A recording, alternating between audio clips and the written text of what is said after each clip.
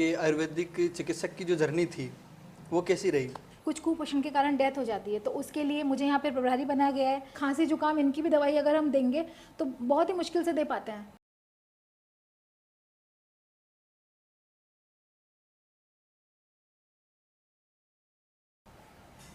नमस्कार दोस्तों, मैं Rakesh Jangir talk on table पर आपका एक बार फिर से स्वागत करता हूँ।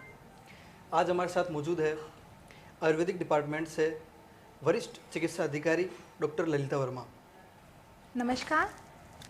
हम आपसे सबसे पहले तो ये जानना चाहते हैं कि आयुर्वेदिक डिपार्टमेंट, जहाँ आजकल क्या है कि विद्यार्थी कम जाना चाहते हैं जिस मेडिकल डिपार्टमेंट के अंदर, आपने शुरुआत में उसी को क्यों चुना? देखो, जैसे स्टूडेंट्स की भी गलती नहीं होती है, क्योंकि हम किसी फील्ड में जब तक नहीं जाएंगे तब तक हमें उसके बारे में इतना पता नहीं चलता। आयुर्वेद को चुनने की बात से लेकर ये मेरे भी जब मैं स्टूडेंट थी तब मेरे भी दिमाग में असमंजस था कि मैं क्या करूं, लेकिन जैसे कि मेरे बड़े भैया हैं वो मेडिकल फील्ड में, उनके ही प्रेरणा से मैंने आयुर्वेद लिया। और शुरुआत में मैं भी असमंजस में थी कि शायद मेरा ये गलत निर्णय है, जो भी है। लेकिन जब मैं आयुर्वेद कॉलेज में गई और वहाँ का वातावरण देखा और धीरे धीरे जैसे फर्स्ट ईयर निकला, सेकेंड ईयर निकला, तो आयुर्वेद की जब हमने असलियत देखी, आयुर्वेद का अंदर ज्ञान के अंदर गए, और तो हमें लगा कि ये डिसीजन मेरा बिल्कुल सही है। तो आपने ये आयुर्वेदिक का जो कॉलेज है जी, ये आपने कब ज्वाइन किया था मैम? 2005 में मेरा एडमिशन हुआ था राजस्थान विश्वविद्यालय में। अभी उसका नाम राधा कृष्णन आयुर्वेद यूनिवर्सिटी जोधपुर है। और 2005 में मैंने वहाँ एडमिशन लिया और वहाँ जाके मुझे हमारी सेकंड यूनिवर्सिटी, पूरी इंडिया की सेकंड यूनिवर्सिटी है आयुर्वेद। तो मैम, जब आपने, जैसे कि आपको 4 साल का होता है ये, तो जैसे 5 साल का, 5 साल का और होता है, 1 साल इंटर्नशिप का। अच्छा, तो ये 5 साल आपने कंप्लीट करे वहाँ। जी। फिर उसके बाद में आपकी पहली पोस्टिंग कहाँ थी? पहली पोस्टिंग मेरी टोंक में ही थी, डिकोलिया। अच्छा, उनियारा ब्लॉक में आता है, वहाँ थी। तब से लेके अब तक की जो आपके आयुर्वेदिक चिकित्सक की जो जर्नी थी वो कैसी रही? जर्नी के बारे में अगर मैं बात करूं तो बहुत ही अच्छी रही है, क्योंकि जब एक स्टूडेंट कॉलेज से पढ़कर निकलता है तो, और जब उसका चिकित्सा राज की सेवा में उसका जब सिलेक्शन होता है तो उसे इतना एक्सपीरियंस नहीं होता। जैसे बीएमएस के बाद मेरा सिलेक्शन हो गया था, और तो मुझे लगा था कि अब मैं क्या करूँगी। सिर्फ हमने ओनली थ्योरी पढ़ी थी, लेकिन प्रैक्टिकल करने का अब हमारे पास समय आया था, और मुझे भी लगता था कि हाँ, अब हमें कुछ करके दिखाना है। तो फिर जैसे हमने अपनी राज की सेवा शुरू की, तो शुरुआत में लगता था कि अरे यार पेशेंट ही नहीं आते, लेकिन कहते हैं ना कि हम अगर जुनून से काम करेंगे तो पेशेंट अपने आप आएंगे। डिकोलिया में शुरू का 1 महीना हुआ कि 2-4 पेशेंट आते थे, फिर धीरे धीरे हमने काम करना शुरू करा। और जैसे मेरे कंपाउंडर जी भी अच्छे थे, उन्होंने मुझे बताया नए नए स्टूडेंट की तरह, और फिर धीरे धीरे वहाँ पे पेशेंट आने लगे। और फिर मैं वहाँ 2 साल रही। फिर 2 साल बाद में 2014 में मेरा यहाँ दतोब में ट्रांसफ़र हो गया था। तो यहाँ भी मेरा जर्नी अच्छी रही। यहाँ हमने कई कैंप्स लगाए, आयुर्वेद में कैंप्स लगाए, और मतलब आयुर्वेद को मोटिवेट कर लोगों के अंदर जगाने के लिए हमने बहुत प्रयास किया है। वही तो जो चीज़ हम जानना चाह रहे हैं कि अपने जो कल्चर है उसके अंदर काफ़ी समय से क्या हो रहा है कि आयुर्वेद की जो महत्ता है वो कम हुई थी बीच में।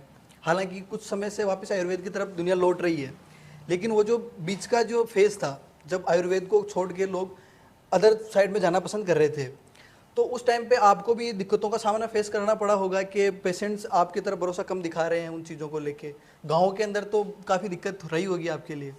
गाँव में ये दिक्कत होती थी, लेकिन आयुर्वेद में जैसे अगर हम बात करें तो जैसे क्रॉनिक डिजीज जितने भी जीर्ण रोग होते हैं, जैसे गठिया बाई लगा के, और घुटनों के दर्द, कमर दर्द, अस्थमा, इनकी प्रॉब्लम्स काफ़ी होती है। तो इसके पेशेंट हमारे पास आते थे, और आयुर्वेद को अवेयर करने के लिए हम लोग कैंप लगाते थे। सरकार की तरफ से भी काफ़ी योजनाएं आई है, और हमें जब जब भी मौका मिला है हमने आयुर्वेद का प्रचार प्रसार बड़े जोर शोर से किया है।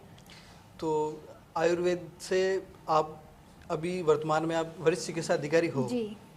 तो वरिष्ठ चिकित्सा अधिकारी बनने के बाद आपकी जिम्मेदारियों में कुछ इजाफा हुआ कि वही जो था वो पहले भी है? जी, वरिष्ठ चिकित्सा अधिकारी का एक हर पोस्ट का अपना एक महत्व होता है। अभी 2017 में मेरा एमडी में सिलेक्शन हुआ। मैंने राष्ट्रीय आयुर्वेद संस्थान से एमडी किया है, और एमडी करने के बाद ज्ञान में भी इजाफा हुआ है, प्लस पोस्ट का तो अपना एक जिम्मेदारी होती है। यहाँ मैं राजकीय आयुर्वेद चिकित्सालय मालपुरा में कार्यरत हूँ, और आंचल प्रसूता यहाँ पे केंद्र चलता है जो गर्भिणी और नवजात शिशुओं के लिए उनकी जो पूरी जर्नी होती है उसमें मेडिसिन उपलब्ध कराई जाती है, उनका खान पान, दिनचर्या। आजकल मैटरनल डेथ काफ़ी हो रही है, बच्चों की भी कुछ कुपोषण के कारण डेथ हो जाती है, तो उसके लिए मुझे यहाँ पे प्रभारी बनाया गया है। तो आप एमडी करने के बाद में वरिष्ठ आप पद पे आते हो तो आपकी जिम्मेदारियाँ और बढ़ जाती है। मैम, आप जैसे एक फीमेल डॉक्टर हो जी, तो बहुत सी बार क्या होता है कि जो महिलाओं की जो बीमारियां होती है, जो वो एक मेल डॉक्टर को खुल के नहीं बता पाती, उस चीज़ के अंदर जब आपके सामने भी कुछ ऐसे केस हुए होंगे जिनके अंदर मतलब महिलाएं आपके सामने खुल के उन चीज़ों पे डिस्कस हुआ होगा, आपके साथ उन्होंने किया होगा जी। तो ये समस्या गांव के अंदर किस वजह से रही कि मतलब वो महिलाएं अपनी बीमारी खुल के बता नहीं पाती? देखो, सबसे पहले गांव के अंदर ये दिक्कत ज़्यादा रहती है क्योंकि गांव के अंदर संकुचित विचारधारा होती है, तो मेल डॉक्टर्स को फीमेल अपनी प्रॉब्लम बताने में काफ़ी हिचकिचाती है। यहाँ भी हमारे हॉस्पिटल में एक डॉक्टर हुआ करते थे, तो जब से मेरी यहाँ पोस्टिंग हुई है अब लेडीज़ खुल के हमें बताने लग गई है, अपनी जो लेडीज़ प्रॉब्लम जितनी भी होती है अब खुल के बताने लग गई है। उनका जो इलाज भी होता है, तो यहाँ से जब पब्लिक भी काफ़ी खुश है कि हाँ अब लेडीज़ डॉक्टर आ गई तो इलाज भी हो रहा है। और गर्भिणियों का चेकअप अगर लेडी डॉक्टर करे तो लोगों के दिमाग में भी कोई संकुचित नहीं रहता है। एक मेडिकल के अंदर एक होता ना कि जैसे अभी आपने बताया थोड़ी देर पहले कि मतलब जो मातृ मृत्यु दर है जी, वो पहले ज़्यादा बढ़ गई थी, तो उसके क्या क्या कारण हो सकते हैं कि मातृ मृत्यु दर बढ़ने के क्या बेसिकली कारण हो सकते हैं? कि कारण तो बहुत हो सकते हैं, जैसे कुपोषण होना, स्ट्रेस होना।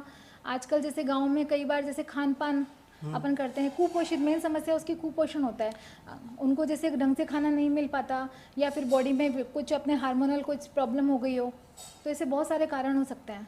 अच्छा, मतलब बेसिकली मेन कुपोषण ही देखा जाता है उसके अंदर? कुपोषण देखा जाता है, इसीलिए हमारे सरकार ने आंचल प्रसूता केंद्र यहाँ पे स्टार्ट किया है। हमें यहाँ पे पथ्याहार भी दिया जाता है, और उनकी पूरी दवाइयाँ, ताकत की दवाई जो उनको प्रॉब्लम्स होती है, क्योंकि एलोपैथी में अगर बात करें 3 मंथ के बाद ही हम जैसे खांसी जुकाम इनकी भी दवाई अगर हम देंगे तो बहुत ही मुश्किल से दे पाते हैं। लेकिन हमारे आयुर्वेद में आप पहले महीने से लगा के 9वें महीने तक आप शुरू से दवाई दे सकते हो, चाहे वो कोई भी प्रॉब्लम की हो। गर्भिणी पूरे महीने दवाई ले सकती है, और गर्भिणी परिचर्या का हम पालन करते हैं, उसमें खान पान कैसे रहना है, उसको कैसे नहीं रहना है। और उसके बाद में जैसे जो डिलीवरी के बाद का जो 1 महीना होता है उसमें पूरा उसको सामान दिया जाता है, प्लस पूरा 9 महीने उसको पथ्याहार दिया जाता है। पथ्य में दलिया, चावल, ये सब, घी, ये सब उपलब्ध कराए जाते हैं। बहुत सारी ऐसी बीमारियां होती है मैम जो बच्चे के पैदा होते ही स्टार्ट हो जाती है, तो क्या उनका इलाज भी आयुर्वेद शुरू से कर सकता है आराम से? देखो, अगर इमरजेंसी की बात करें तो इमरजेंसी में तो हमें एलोपैथी में ही जाना पड़ेगा।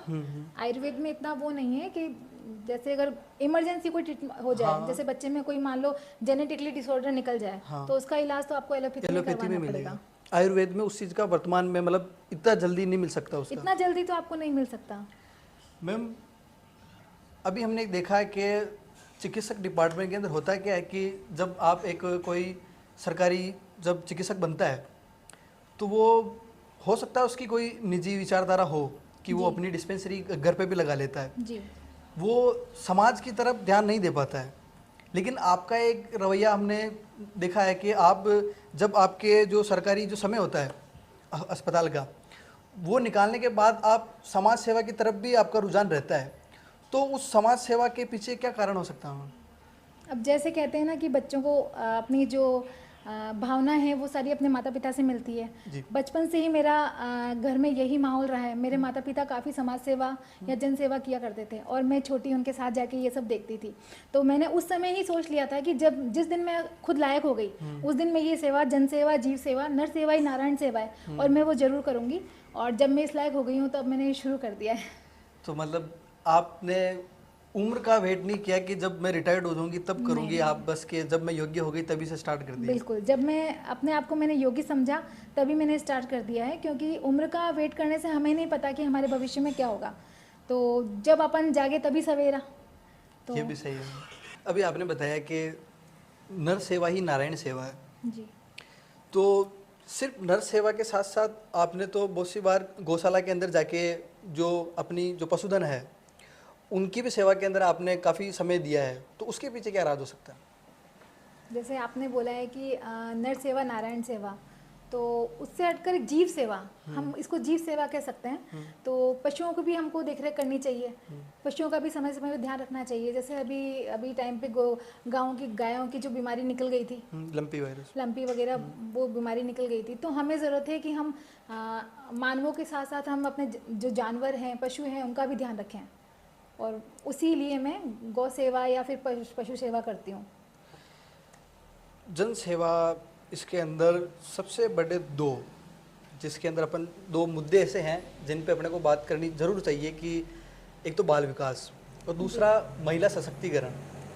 ये दो ऐसे टॉपिक है जो समाज के लिए ज़रूरी है, जागृति के लिए, लेकिन समाज कहीं ना कहीं इन चीज़ों पे पीछे हट रहा है। तो उनकी जागृति के लिए आपने कोई कदम उठाए हो? उनकी जागृति के लिए जैसे महिला विकास के लिए, महिला सशक्तिकरण के लिए हमने काफ़ी काम किया है। आज के टाइम में महिलाओं को सशक्त होना बहुत ज़रूरी है, क्योंकि हम जगह जगह देखते हैं कि महिलाओं के साथ अत्याचार होते हैं, दबी शोषित कुचली महिलाएं होती है, और कई महिलाएं होती है जो अपना शोषण चुपचाप सहती है।